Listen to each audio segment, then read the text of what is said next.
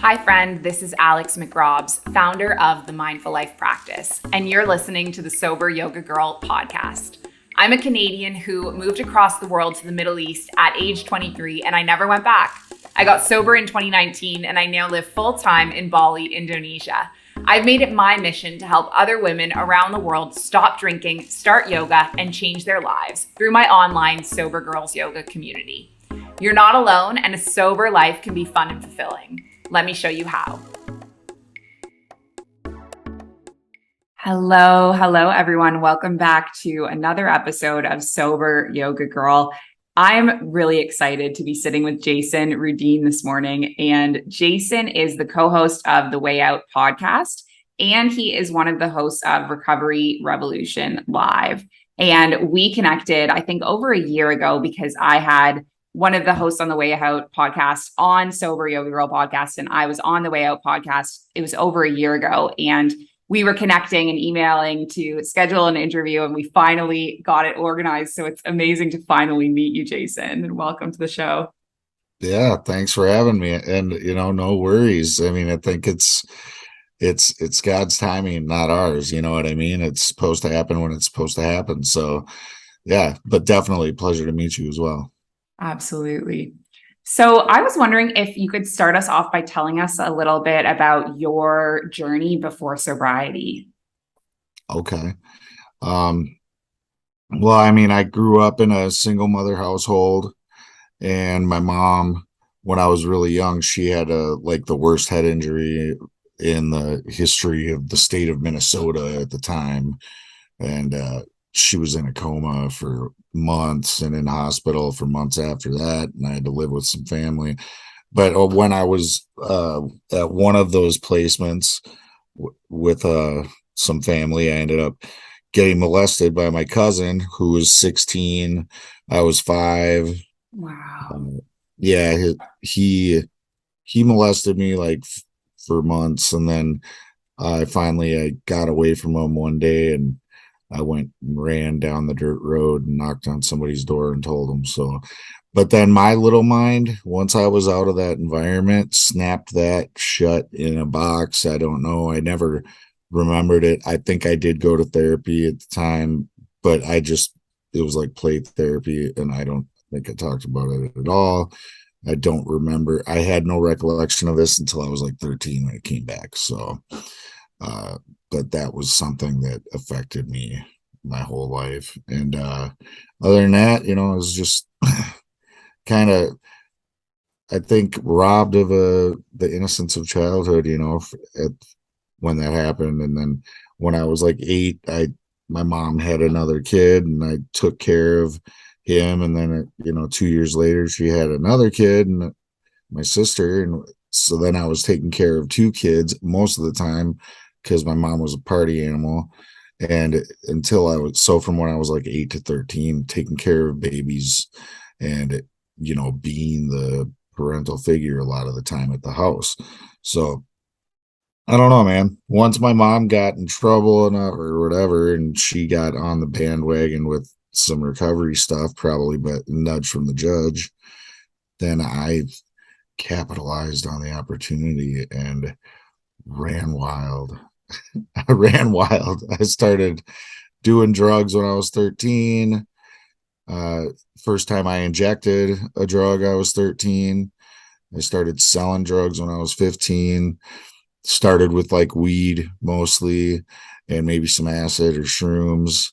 And then by the time I was 16, I was selling cocaine as well, meth, and sometimes even like really strong tranquilizers like Special K, ketamine, and the occasional ecstasy or whatever. But I mean, I was always like that. Like I wanted to have corner every market when I was selling drugs. I just wanted to be your one-stop shop, And then I never let myself sleep or rest because I would feel like I'm gonna miss out on a bunch of business. I mean, it was crazy. I would run myself haggard. I would stay up forever. So I don't know. And then I had a kid. I got I lost my virginity when I was 17, and I had a son when I was 18, and then I had a little girl 2 years after that, and me and their mom split up when I was 21, so they were only 3 and 1, and it was a whole thing. Like, I tried to be a dad and do the family thing, but I was also, struggling with my addictions, and I didn't even know they were addictions probably up until that point when I was trying to control them and having issues controlling my use. It caused a lot of like issues in the relationship because I was defensive, and you know, I'm not the problem.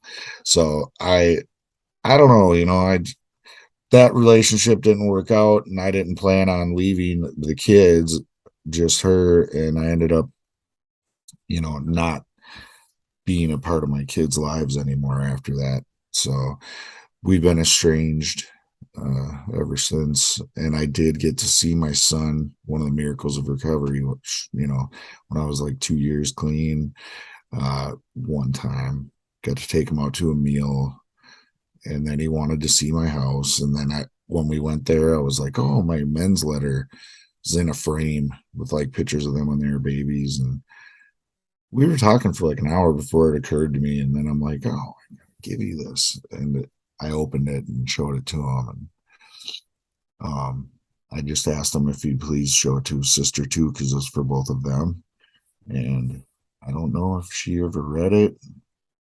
I haven't gotten to talk to my daughter, but me and him, I have his email address. I send him updates every so often and let him know how things are going with me, a bunch of pictures, new developments with my life. And I always try to be very mindful about doing that with no expectation of any return message. Like, I feel like that's going to do the most good. I don't want to ever bear ill will or resentment over any of it, because I know the world doesn't owe me anything. And I can't imagine what those kids went through not having a dad. So yeah, I just try to do it cheerfully, and love the fact that I have his email and a way to reach him, and send him updates and everything like that. And I hope that he sees them, and I hope that he shows them to his sister, and I hope that I make all my stuff public. So if either of them ever felt like just even Googling my name, they're going to find tons of content. I mean, honestly, I think anybody, if they listen to enough of my yammering on the shows and stuff, they probably feel like they know me personally. You know what I mean? Even though they don't. So who knows what'll happen? But I just trust God that if it's His will, it'll happen. And what do I want them to find? Right? If they come looking, I want them to find this guy. I want them to find me with a needle in my arm, you know.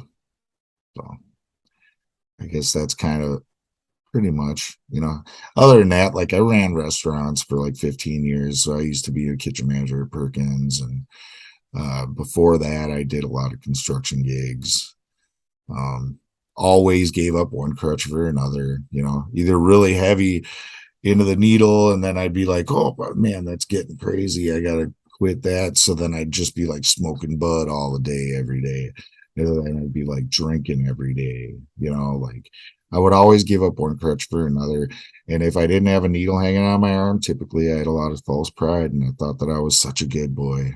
I always felt like I was doing so good. So it's kind of silly when you think about it, but I mean, I didn't know then what I know now. So I can look back at a lot of the stuff from my past and kind of laugh and just be like, wow, you're so dramatic, or like, wow, look at you, like, I had such a victim mentality, and I was so good at shoving off any personal responsibility and carrying on as if I'm only hurting myself, not hurting anyone else.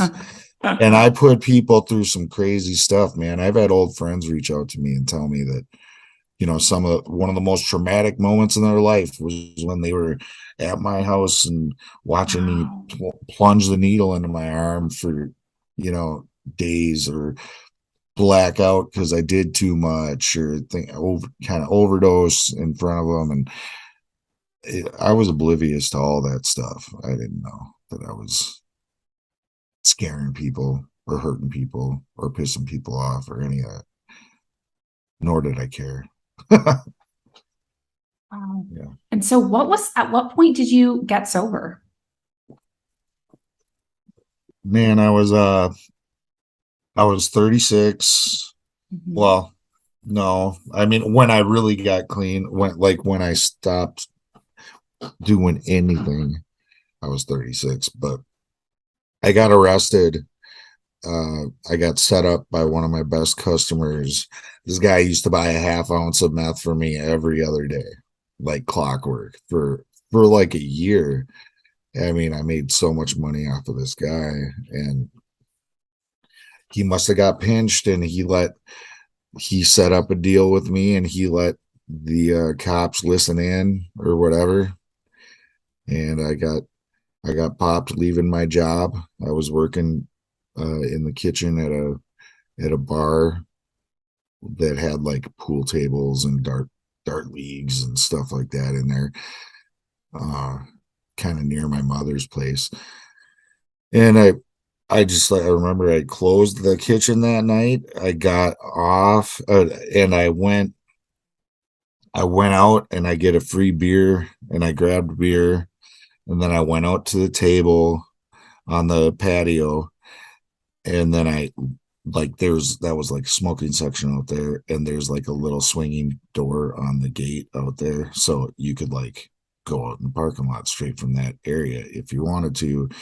And I went out there and I went up, like my dude was parked back there, and then a buddy of mine was also parked back there in a different part of the parking lot. I went up to the truck to my dude, went back to his tailgate. I picked up 2 ounces and paid him for the previous ounces or whatever that I had sold. And then I went over to my buddy's car and I threw my backpack in his back seat with the dope.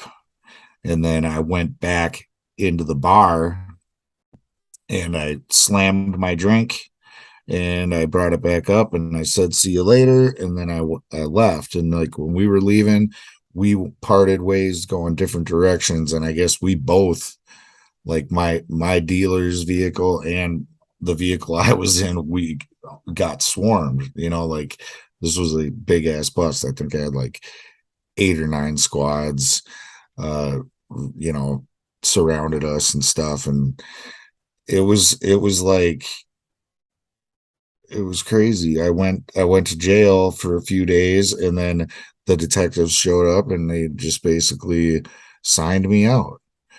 Like they were trying to get me to roll. I told them I wouldn't roll. I told them that I'm not going to leave my son alone in this cruel world, blah blah blah. And they were telling me I'm just too nice and too honest to be doing this drug dealing thing or whatever. They were trying to butter me up, probably. But then I just was like, no. And then they left. And then like the next day, I got released and they signed me out. I couldn't even believe it. I thought for sure I was totally fucked. And then I ended up staying at my house. And I mean, my dude's trying to give me double. He's like, you can make that money back, because I owed him now like 2 grand almost. And I'm like, nah, man, I can't, because if they get me again, then I'm totally screwed. They got me dead to rights. I've never been in trouble like that before, like ever. So I was pretty freaked out. I mean, I was going to court for like a year and a half after that. I was looking at 98 months in prison, Wow. and and I just was like, whatever. But so I just stayed home, and I was like, I'm not picking up no more. And I ultimately I just exhausted all my resources. I First it started, I was calling back in money, credit off the streets. I think I had like 2,500 bucks out on credit, from fronting people dope. I got actually all of that except for like 400 bucks paid back to me. So that kept me going for a while. And then I was selling all the toys that I got on trades and stuff. I had a lot of cool shit from dealing and hooking people up on trades. Once I exhausted all those resources, then I was just kind of acting like an entitled asshole and making people feel guilty, like they owed me something because all the times that I got them high playing Candyman. And that worked actually, for kept me going for a couple more weeks or whatever. I think the last thing I did was traded my laptop, and I said, "That's it. I'm not doing no more." And I got like teener dope or something for this laptop, and I did it all in like 10 minutes, like two injections, two needles worth. I managed to fit a whole teener in there. And I was only going to do one, but I made them so they'd be like way more than I ever would do, because I figured I'm never going to get to do this again. And something crossed my mind about an ex-girlfriend, and I got jealous and angry, like as I was rushing out from the first needle, and then I did the other one, and I don't know why. And I ended up going into a super crazy, like, I mean, I've been in a lot of psychosis, but this was the worst psychosis I ever was in my life, and it was terrifying. It broke me down. It broke me down to my core. I mean, I really look back on that. It was like a spiritual experience, man. It was crazy. And I remember I was on my knees with a knife to my throat. I was trying to throw my body down on it. I was like wailing like a wild animal, like a dying animal or something, making some weird ass noises. I never made noises like that in my life. And I was yelling, "Help me, help me, help me, help me," over and over. But what I meant was like, "Help me kill myself." And I didn't even know who I was talking to, because I didn't really believe in God. And instead, I ended up putting down the knife and calling this guy. And I started letting people guide me from that point, man. And I started therapy. I did parenting classes. I did anger management classes. I was going to probably 10 meetings a week. Uh, I just really applied myself to it, put myself in a program, of course. And I was doing these things because I desperately needed help. But I don't know, man. It ended up opening the door to so much more, like I made so many great connections in the rooms that when I was coming up on sentencing, I had asked if anybody would write character references for me, and I didn't think anybody would. And the judge had 13 letters on my sentencing date in her hand. I didn't know about any of them except for two, and they were so profound and like just beautiful, the things that these people said about me. And they were all written by people that I never expected would have. Like if I had could have told you who I thought would write one for me, these were not them people. Shows how good my barometer for like meaningful friendship is or whatever, because these people really saw something in me. And the judges moved to tears. She decided not to send me to prison. She gave me 20 years probation. Wow. Yeah. And I've been thankfully uh, really walking that straight and narrow road and working strong recovery program and dedicated to service. And and my spiritual life and all those things, the balance that we must find in life. And it's still the balanced part is a struggle still sometimes, but that, because I've been doing those things, it hasn't even been an issue, man.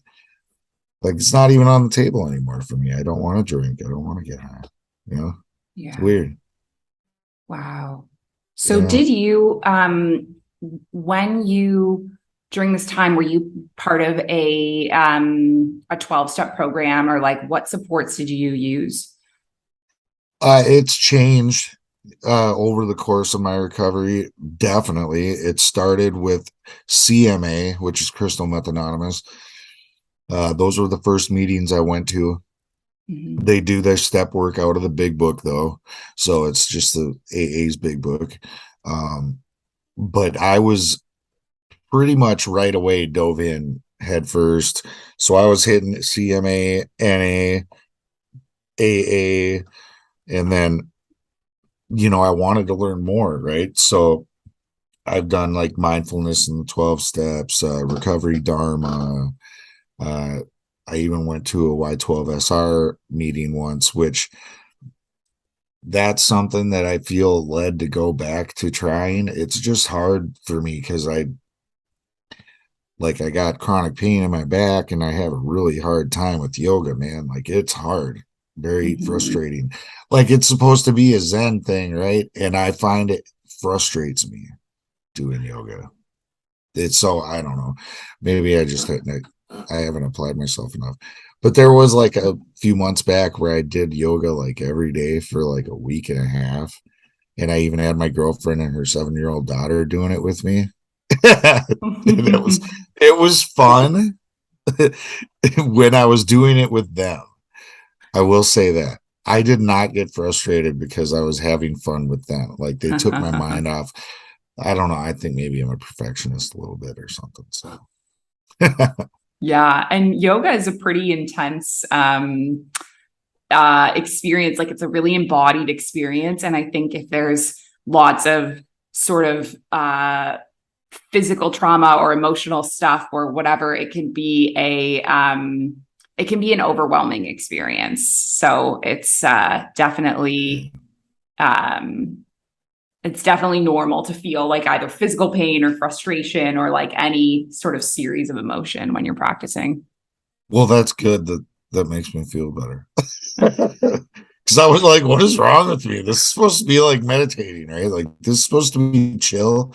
I'm supposed to be feeling super chill right now. I do not feel chill at all. I like it. If anything, it's the opposite. It makes me feel like out of control because my body is like doing all this crazy stuff. It's like trembling and I'm just like, what is going on with you, body? You know what I mean? And you try to calm it down, and it's just like, man. But I know people have told me too, like, because I got like this one lesson that was like super simple, right? And I can do that one. And they're like, you need to do that one until it's like effortless, you Mm. know, like effortless before you move on to the second lesson. Because the second lesson right away is like, that's where I'm trembling. And then I'm like, man, So you just stay at the stuff that the beginning level stuff until you master it and you feel comfortable. And yeah, that's a really good suggestion.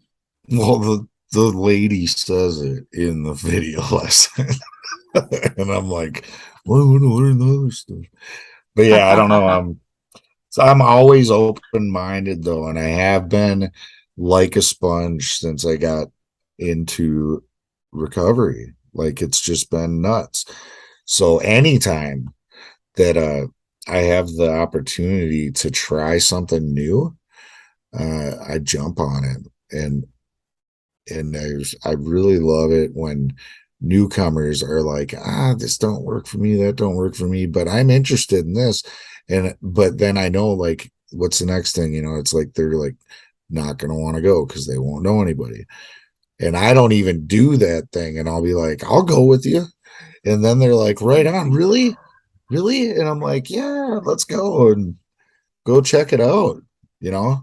He's what's good for the goose is good for the gander. It helps me, helps you, then it's worth it. And I like trying new things and meet new people. I ain't shy.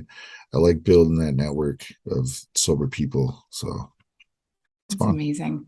So exploring. you nowadays you are one of the hosts of the Way Out podcast. You're one of the hosts of Recovery Revolution Live.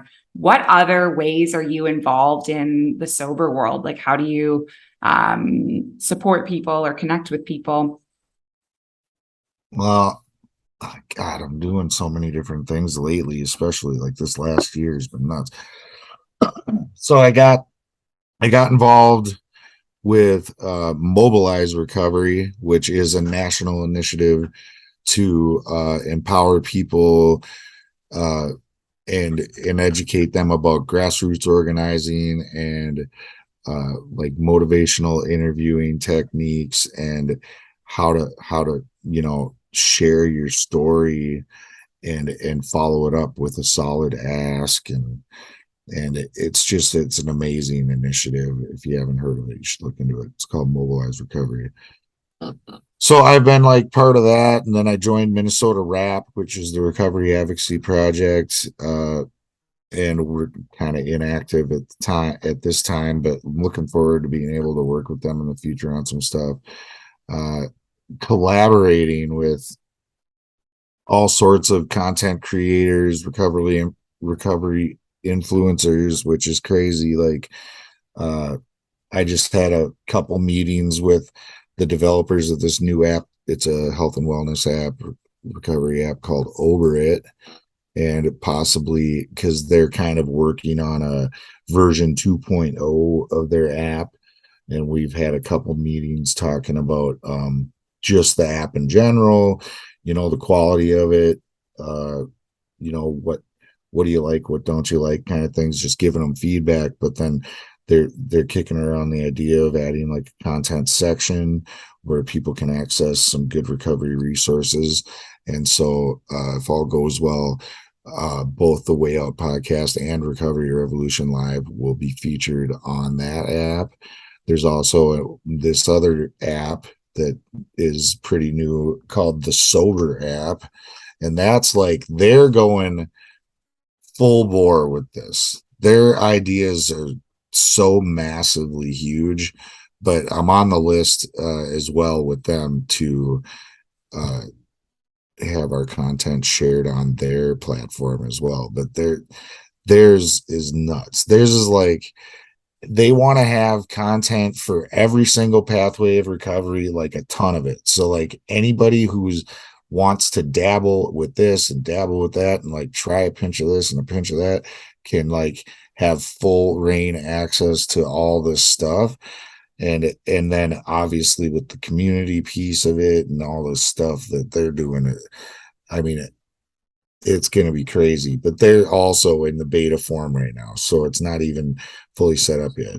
Because I thought they forgot about me. I checked with them a couple times, like, what's up?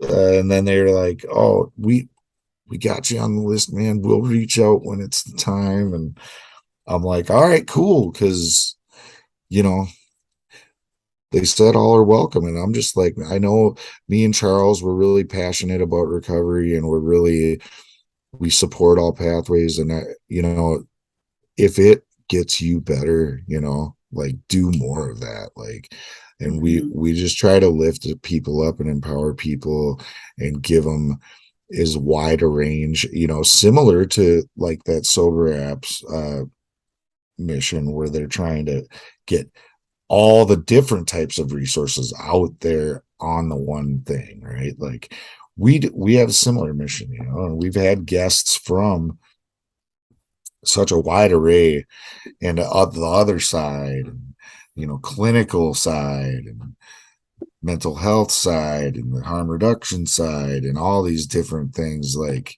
I like the judge that gave me a break. I actually got to have her on the show once, and that Wow, was that's cool. amazing. Stepping in the mind of a judge, man, and she was so candid. Yeah, it was awesome, man. That episode, if you go in the catalog, it's called "I Believe in You" with Judge Diana Street, and this was definitely one of my highlights of my podcasting. Just like I couldn't believe she said yes, and then not only did she say yes, but we had such beautiful conversation, and she really flattered me. Like, and it was really interesting too, just to learn about like what's it like to be a judge, you know. I would So yeah, love to listen to that episode. It's amazing when you think back to those like pivotal moments and those people that, changed your life. Like your life could have gone in, two different directions. And I right. bet it's really an inspiring episode to listen to. I was inspired. Oh man, was I inspired? It was funny. I was just like kind of a fanboy. I'm like, I can't believe you said yes. It was cool. What But are yeah. the tools that have helped you a lot in your sober journey? Like what are your kind of regular rituals or routines? So it's funny because when I first started, I didn't have any, like, I didn't really know what my higher power was, but I knew that they said, not to be scared by the word God, because I was doing the steps out of the AA big book and it's all over that book, right? So they said, instead of looking at it like God, like the big almighty God, like they were like, just think of it like it's like like an abbreviation or whatever for like a group of drunks, good orderly direction, stuff like that.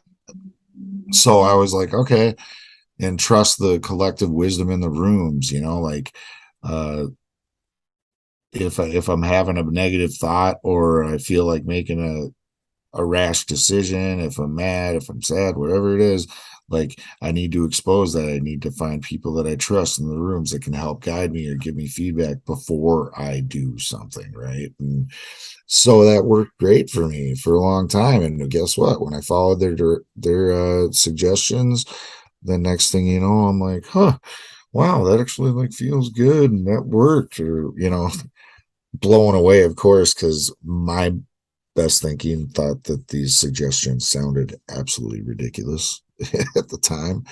Uh, but it comes to pass where you just kind of, your thinking changes after a while. You keep doing those next right things, and even though they don't make sense, it's like my sponsor says: you take actions that you don't believe in, and you get results that you can't deny. Right. Mhm. So when that started happening, then it started to change the way that I like perceive events. It started to change the way that I think about or respond to events and how they make me feel. Like I've learned what's mine and what's not mine. But I would say even from the early stages, gratitude, finding my gratitude has been a huge one, because no matter how hard something might be that I'm going through, if I really just take a second to ponder life and like how it's changed, there's bar none. There's always like a super humongous list of things to be grateful for.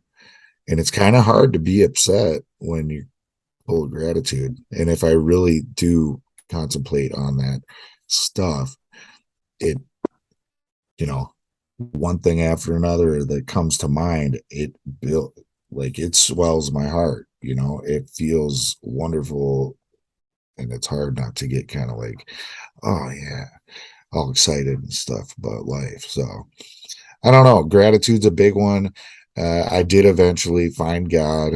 I came to Christ. You'd asked to like things that I do to serve the community. Like I led the baptism team. I helped start a faith-based recovery meeting, uh, and I became a Stephen minister, which is Amazing. like recovery coach with a faith element, basically. And I was a certified peer recovery specialist as well, but I didn't do it for work, so I let it expire. After, that it's been expired for a long time, like 3 years now or something. But and I didn't do all that stuff to like go out and make a name for myself or like do that professionally, because I was a lifetime addict, and I'm approaching middle age. I had a lot of debt, so I need to like make money. Like I can't work for like, you know minimum, or like very modest wage. I'm like, I'm a union member and I make good money, so I need to make money so I can work on my debt. But also, like, I want to take these classes, I want to do these workshops, and I want to learn this stuff. So that's the next one I was going to say, is education. For me, I need to keep growing, and I do that by learning first and foremost, and then um cultivating my relationship with God is the other thing. I try to get with God every day in the morning right away. Usually on my car ride to work. I listen to a daily program, which is a Bible study program called Through the Bible. It takes you through the entire Bible in 5 years, uh, every book, every chapter. And it's also got like a world prayer team, so you can pray for people all around the world. And, I'm in a Bible study group every week. I've been in for like 4 years. So those are the things for me is, you know, putting solid intention into building my faith and my relationship with my higher power, continued education for myself to help me be better of service to others, as well as strengthening my own recovery in the process, and remaining grateful are probably the three biggest tools. Thanks for sharing that. And that's I was thinking as you were sharing about your faith, there's this quote, I can't remember who says it, but it's that addiction is a misguided spiritual search. And I found that element of spirituality has been crucial in my recovery as well, and something that I never would have thought would become such a big aspect of my life. And I think it looks different for everyone, but it's some kind of belief in it's like a belief in things bigger than yourself that helps keep you in that state of gratitude and contentment with whatever life is throwing your way. Absolutely. And it says in the big book that what we suffer from is a spiritual malady. It says that we're seeking we're seeking external solutions to a spiritual problem, no matter what our behavior is, right? Like any maladaptive behavior, you're just trying to fill a God-sized hole with something else that don't fit. They ain't gonna ever fit. You gotta find what fills your spirit, what fits, Yeah. whatever that looks like for you. Yeah, absolutely. So I'm wondering, I have one last question for you. If you have any advice or any wisdom to share with a younger version of you, or someone who is just kind of getting into that sobriety journey, what advice would you give them? I guess what I would say this, that it's okay to not be okay. It's just not okay to stay there, and don't do it alone. Like, reach out for help. You got to remember, closed mouths don't get fed, and unspoken expectations never get met because people don't know what you need. You got to speak up. You got to ask for help, and just let people guide you. Like, actually try following somebody who you trust's advice for a change, because you might find it works, and there's hope. That's the beauty.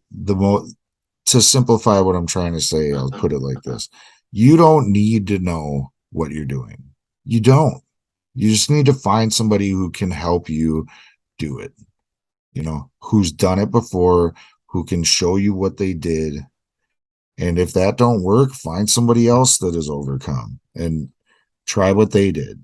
Like, eventually you're going to find what works for you.